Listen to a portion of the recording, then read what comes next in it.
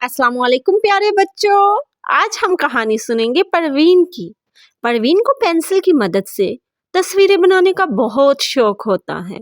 परवीन कहती है क्यों ना आज मैं पत्ते की फोटो बनाऊं। वो एक पौधा देखती है, पौधे पे बहुत प्यारे प्यारे पत्ते लगे होते हैं। तो परवीन कहती है आज हम बनाएंगे पत्ते की फोटो। फिर परवीन अपनी पेंसिल लेती है और पत्ते की फोटो बनाती है। अरे वाह, ये तो बहुत प्यारी बन गई पत्ते की फोटो। फिर परवीन कहती है मुझे बहुत गर्मी लग रही है, पप्पू पंखा चला दो प्लीज। तो पप्पू पंखा चला देता है और परवीन प्याला में पानी पीती है। किसमें पानी पिएगी?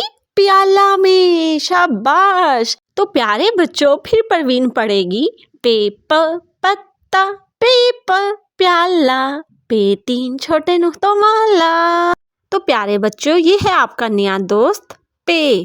पे पे शाबाश। और इसकी आवाज है प प प पे प।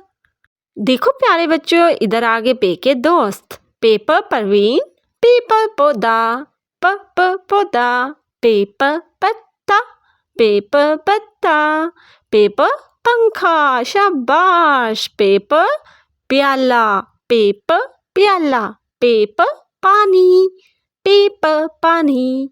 अगर आपको मेरी वीडियो अच्छी लगी है तो मेरे चैनल को सब्सक्राइब करें। ओके, अल्लाह हाफिज।